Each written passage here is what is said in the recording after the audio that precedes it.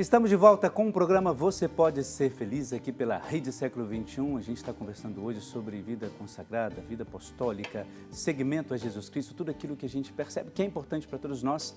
Aliás, cada um sempre tem que pensar nisso, né? Como é que eu estou vivendo a minha vida como cristão, como é que eu estou apresentando a Deus aquilo que Ele sempre apresenta a mim todos os dias, com as suas bênçãos, e como que eu retribuo com isso, né? Estamos conversando aqui com o padre Denilson. Ele é palotino, veio de São Paulo para bater um papo com a gente sobre tudo isso. E claro, daqui a pouco a gente continua esse bate-papo com ele. Isso porque nós vamos atender aos pedidos de oração dos nossos irmãos e irmãs, como a Rosimeire Martinez Torres, ela é de Miranda, no Mato Grosso do Sul. Ela tornou-se sócia desta obra de evangelização. Muito obrigado, que Deus te abençoe. Ela pede oração por ela mesma, pede pelo seu irmão Rafael Gustavo, pela sua recuperação da saúde. Ele está internado na UTI. Ele saiu do coma ontem, mas ela disse assim, olha, pela gravidade ele ainda corre risco de vida, então vamos rezar, claro, pelo seu irmão Rafael. Conte com as nossas orações, viu? Que essas nossas orações possam acalmar o seu coração e o coração de toda a sua família. A Elide Fátima Daroudi Longe, é de Júlio de Castilhos, no Rio Grande do Sul, pede oração por Mateus, que está fazendo aniversário hoje. Parabéns, Mateus, que Deus te abençoe. E ela pede oração também por todos os seus familiares e todos nós aqui da Rede Século XXI. A Neuza Camerini Garbim, ela é de Bento Gonçalves, em Rio Grande do Sul. Hoje o pessoal do Rio Grande do Sul ligando aqui, colocando as suas intenções. Muito obrigado. Pede oração por ela mesma, pede também por Antônio, pela saúde e recuperação, e por todos da sua família. Lúcia Fontoura Silva Maranhão, ela é de Natal, no Rio Grande do Norte. Pede oração por ela mesma, por Rosário, pede por Maria e por toda a sua família. A Maria Amália Martins, ela é de São Paulo, lá na capital, pede oração pelo aniversário amanhã do neto Vitor Francisco dos Santos. Pede também pela saúde dos netos. Vitória, Larice, Pietro, Fábio e Francisco, pelo esposo Francisco, e também por Maria Amália, por ela mesma e também por toda a sua família. Daqui a pouco a gente continua lendo os pedidos de oração. Claro que você faz aqui, continue, claro, fazendo seus pedidos, apresentando a Deus todas as suas intenções e também agradecimentos, porque nós vamos continuar o nosso bate-papo. Você falava no intervalo, padre Denilson, que lecionar, você gosta de lecionar, é professor, tem paixão por isso? Sim. Eu trabalho na Pontifícia Universidade Católica aqui de São Paulo, ensino Direito Canônico, também ligado ao matrimônio, e na pós-graduação também, na pós-graduação em stricto sensu. E gosta disso? Eu gosto. Dar aula é uma coisa que me realiza muito, também, por quê? Porque o ministério de professor é parte do ministério sacerdotal. Então a igreja reconhece isso, que o ensino da teologia e na minha área de direito canônico também, ele faz parte da nossa vida sacerdotal. E ser professor é algo muito, eu acho que é uma vocação. Quem é professor sabe que a gente faz isso por amor, desde das crianças, os professores de ensino fundamental, de pré, até nós que estamos na universidade, pós-graduação, todos nós, professor é uma questão de vocação. E na universidade o que é necessário também não é somente o dar aula, porque isso é muito prazeroso, muito agradável, mas é necessário também a produção. Então nós trabalhamos muito... material de conteúdo, né? A produção de textos, produção de artigos.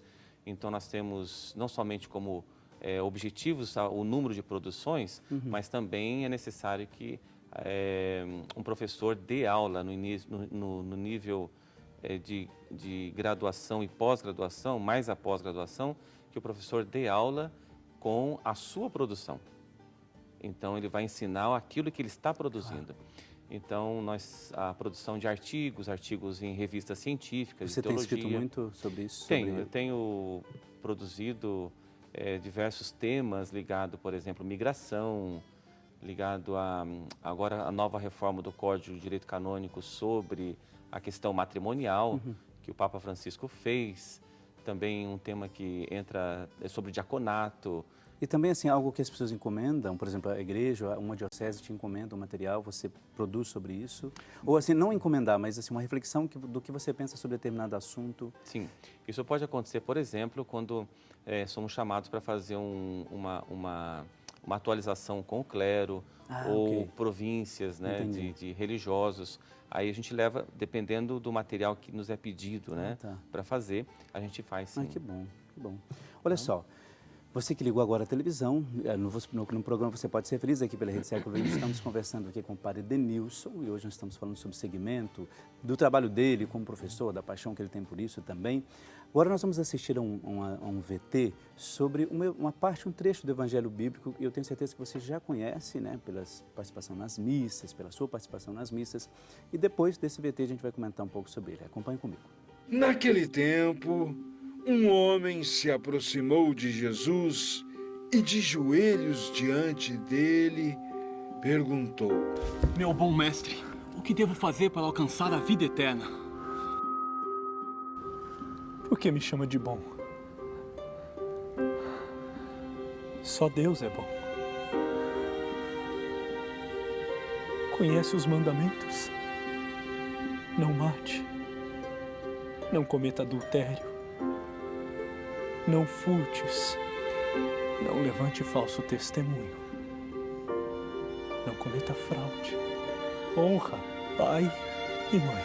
Mestre, tudo isso eu tenho observado desde minha mocidade. Jesus olhou para ele com amor e lhe disse: Só uma coisa lhe falta.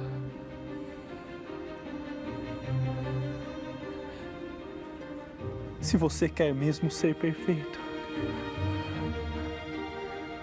vai. Vende todos os teus bens. Dê aos pobres. E terás um tesouro no céu. Depois vem e siga-me.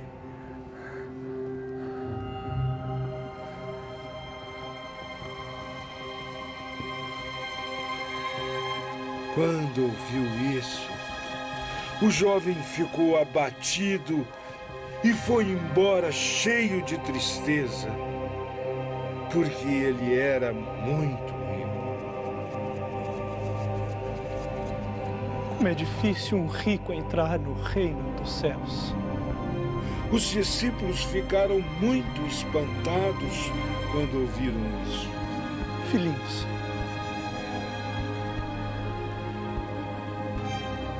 eu digo a vocês, como é difícil a um homem que coloca sua esperança nas riquezas entrar no reino dos céus. É mais fácil um camelo passar pelo buraco de uma agulha do que um rico entrar no reino dos céus.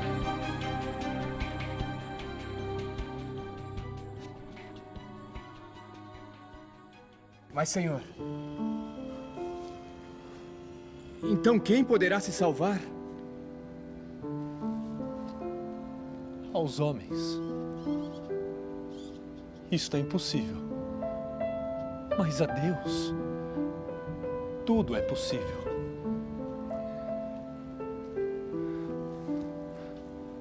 Nós largamos tudo para te seguir.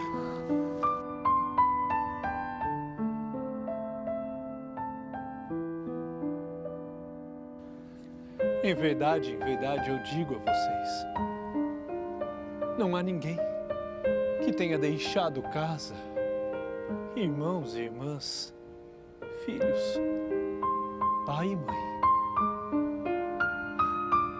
por causa de mim e do Evangelho, e não receba, ainda neste século, 100 vezes mais, casa, irmãos e irmãs, filhos, terras, com perseguições. E no século futuro, a vida eterna.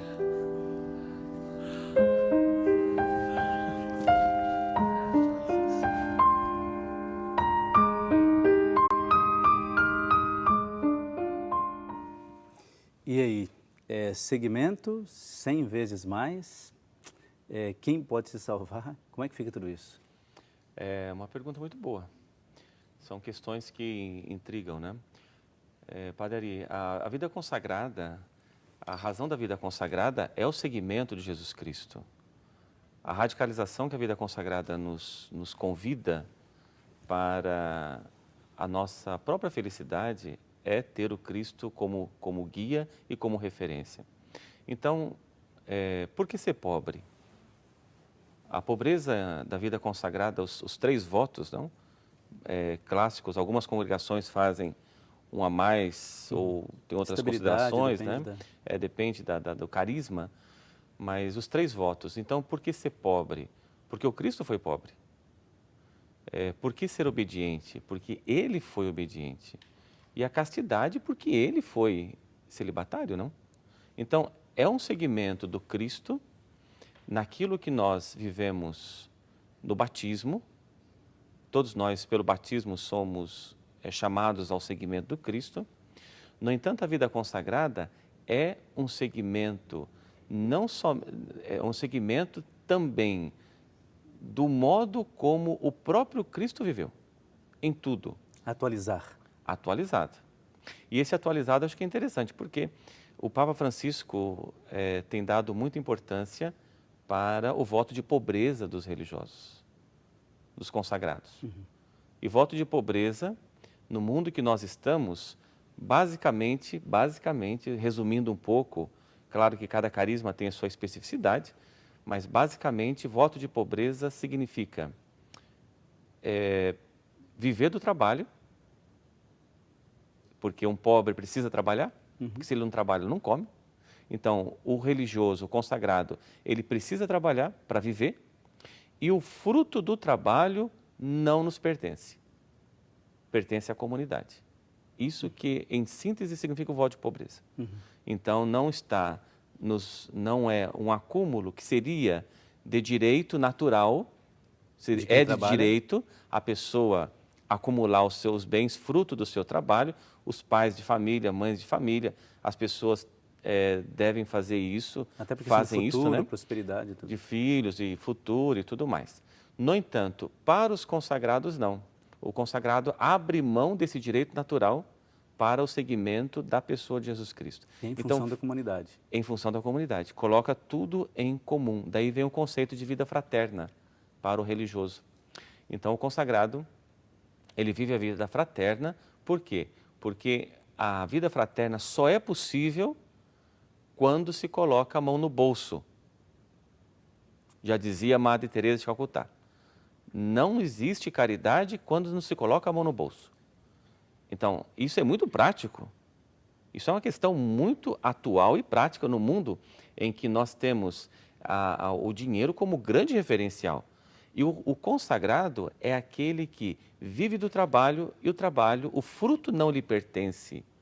A decisão do fruto do trabalho não pertence. É colocado, então, na comunidade. E esse partilhar na comunidade é que cria, então, a vida fraterna. Você sabe que isso que você disse é interessante porque na sociedade a gente vê até diferente isso, né? E as pessoas têm a referência de que eu preciso ter, e isso às vezes dificulta porque a gente vai criando algumas ilhas aí, né? Até da posse do bem, não se coloca isso a serviço, ou pelo menos não procura ser solidário.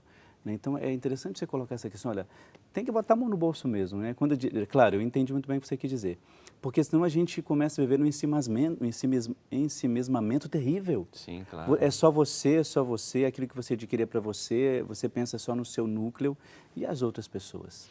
E essa dimensão, Padre Ari, da pobreza evangélica, se entender bem, né? A pobreza não é a pobreza no sentido de miséria, mas é a pobreza evangélica. Claro. É bom sempre a gente fazer essa distinção para as pessoas. O consagrado é alguém que tem uma vida digna, uma dignidade de vida, tem tudo aquilo que necessita, mas os bens não lhe pertencem de modo pessoal. Então, esta pobreza no mundo que nós estamos é a grande profecia da vida consagrada. Por quê?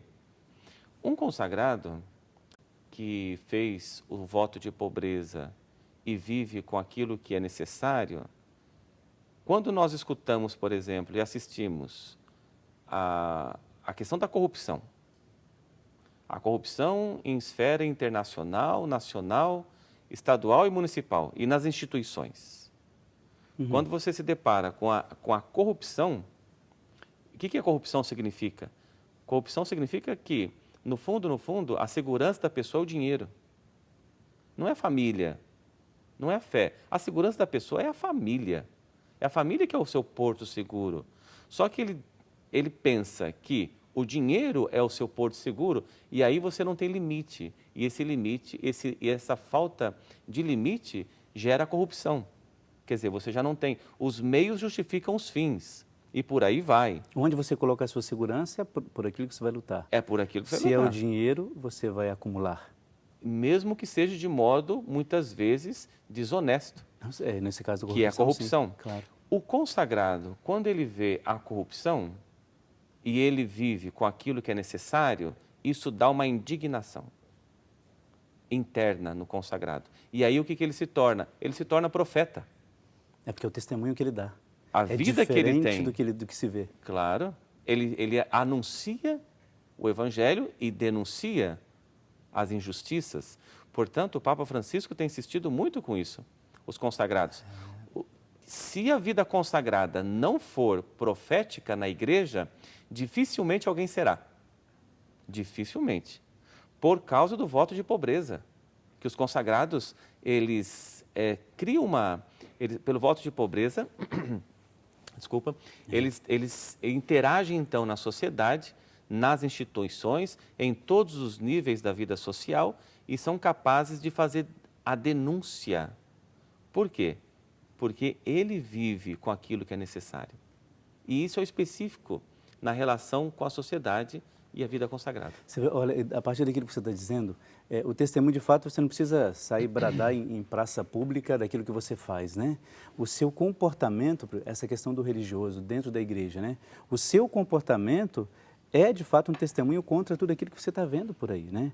Então, olha, você que ligou a televisão agora, a gente está conversando aqui com o padre Denilson, e ele está falando com a gente sobre essa questão da vida religiosa, da vida consagrada, do testemunho que a pessoa pode dar. E a gente até lança essa pergunta para você. Diante disso, né, você acredita que existem, de fato, pessoas que possam viver a vida consagrada, entender a vida consagrada ou abraçar essa vida consagrada? É isso que a gente também apresenta para você como questionamento. Você acha que a vida religiosa, por isso na igreja, né, do segmento, enfim, ela é, de fato, uma necessidade? Sim. A vida consagrada ela é um estado de vida na igreja. E o primeiro grande consagrado foi Jesus Cristo. E Maria é o modelo de consagração a Deus. Ela é essencial. E aqui, quando nós estamos falando de igreja, não podemos imaginar a igreja somente universal. É necessário que a vida consagrada esteja presente na igreja local. Porque se uma igreja local, uma diocese, não tiver consagrados, é uma perda, é uma pobreza muito grande para essa igreja local. E quem são os consagrados da igreja local? Por exemplo, são os religiosos, sociedade de vida apostólica, mas nós temos outros modos de vida consagrada, que isso dá uma riqueza muito grande para a igreja local. Agora, desculpa te interromper, mas será que no próximo bloco a gente poderia entrar nessa questão específica desses novos modelos? Podemos. Claro. Podemos fazer isso? Sabe por que nós vamos para o nosso intervalo e já vamos com um testemunho. Você viu no próximo bloco, no bloco anterior, então acompanhe comigo. Daqui a pouco a gente já volta, um instante só. Eu escolhi ser missionário do Sagrado Coração, religioso consagrado, porque desde a juventude eu sentia um desejo enorme de servir as pessoas, a Deus, e não sabia dar nome a isso. E quando eu fui amadurecendo na vida de fé, eu descobri, através da vida consagrada, da vida religiosa, que me consagrando totalmente a Deus, eu poderia realizar esse desejo de servir com maior intensidade, com maior amor ao mundo e à igreja. E hoje eu posso dizer que se eu não fosse um consagrado, um missionário do Sagrado Coração, eu não seria feliz, não encontraria o sentido da minha vida como encontro hoje, sendo um consagrado e missionário do Sagrado Coração. Ao mesmo tempo, eu trabalho e vejo tantos jovens nesse caminho que eu fiz e estou seguindo, e tenho essa alegria enorme de estar percorrendo conosco também esse caminho de servir a Deus e a igreja, sendo missionário do Sagrado Coração, sendo missionários do amor.